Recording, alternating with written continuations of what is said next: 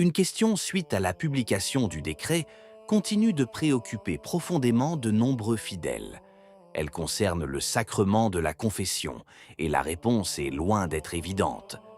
Parce qu'un cardinal, l'un des plus influents, vient de dire quelque chose qui contredit le préfet de la doctrine de la foi.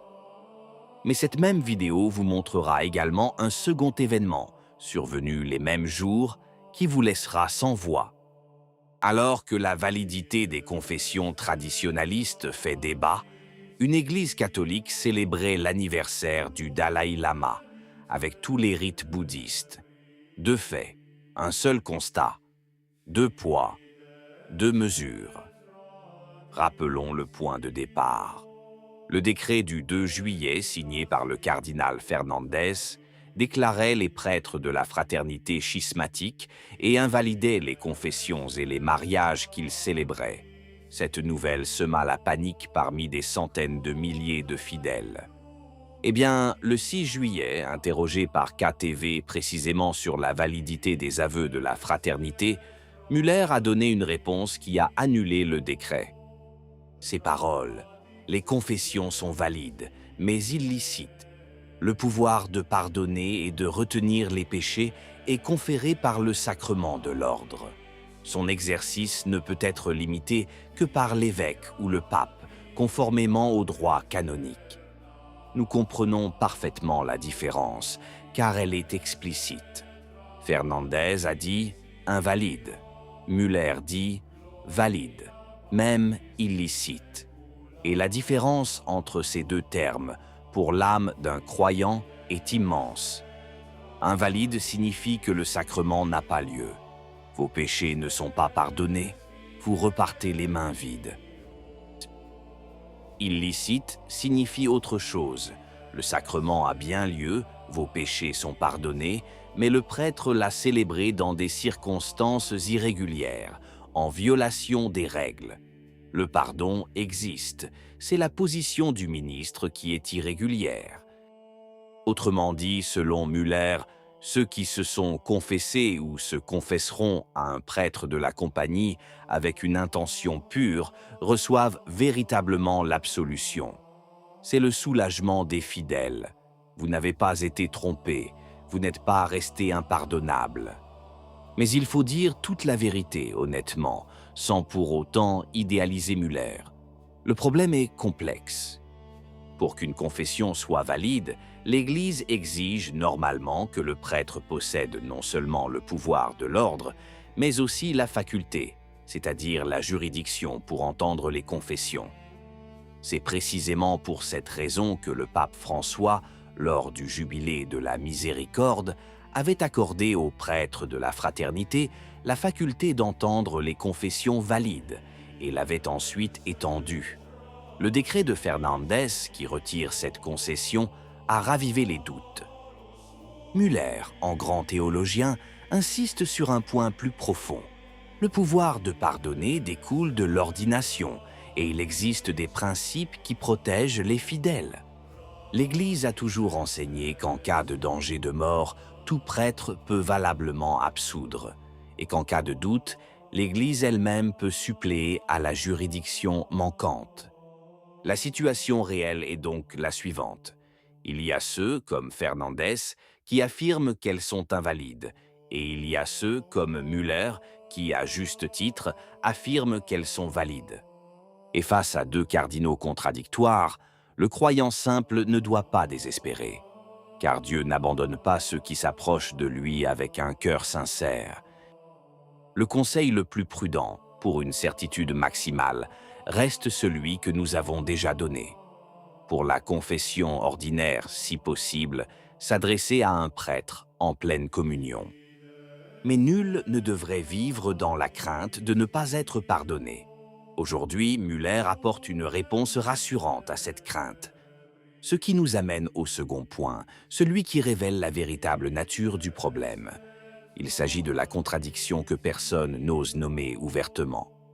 Pendant qu'à Rome, on débat de la validité des confessions des traditionalistes et qu'un décret très sévère est signé contre eux, regardez ce qui a été autorisé dans une église catholique aux États-Unis.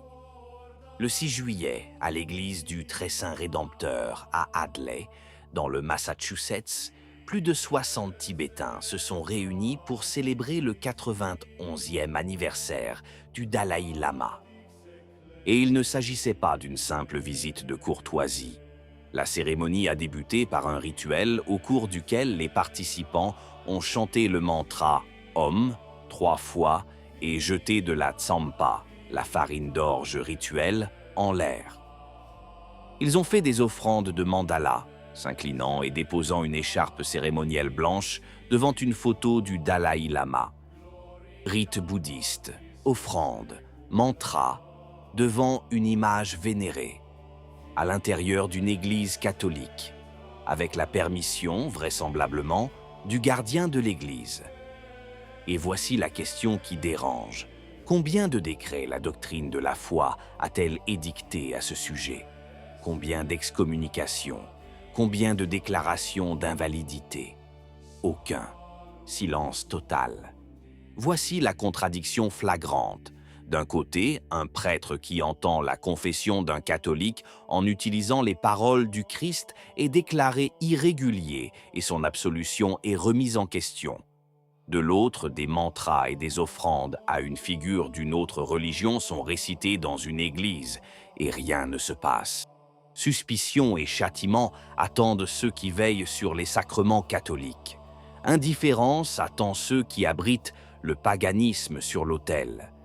C'est le même 2 poids, 2 mesures que celui constaté avec l'évêque couronné, protecteur du Bouddha, et les Eucharisties arc-en-ciel dans la cathédrale.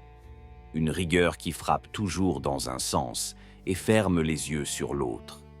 Nous sommes justes, comme toujours.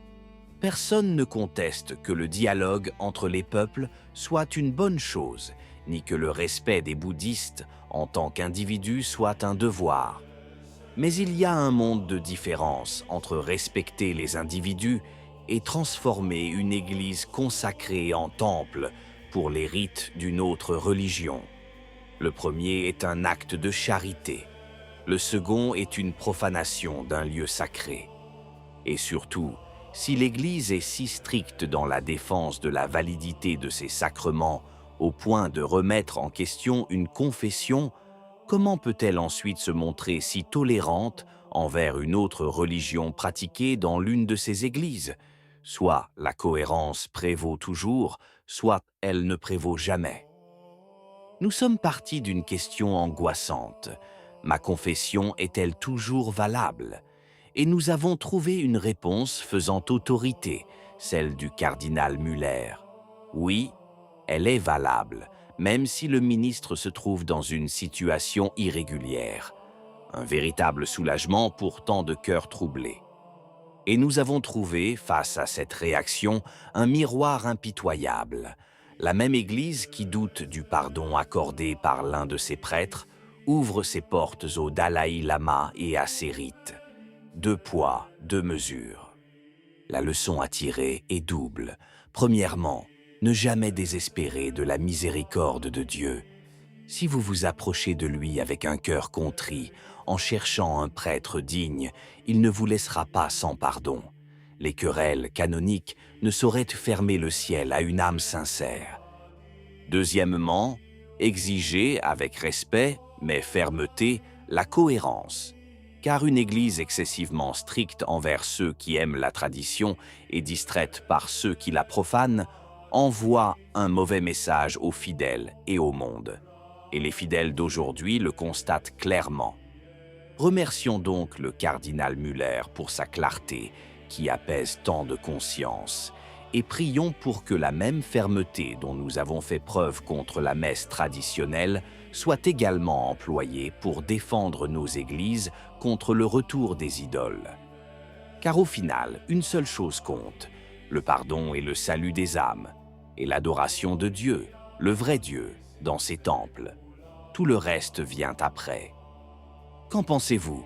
Si la vidéo vous a plu, laissez un commentaire. Amen. Que Dieu vous bénisse.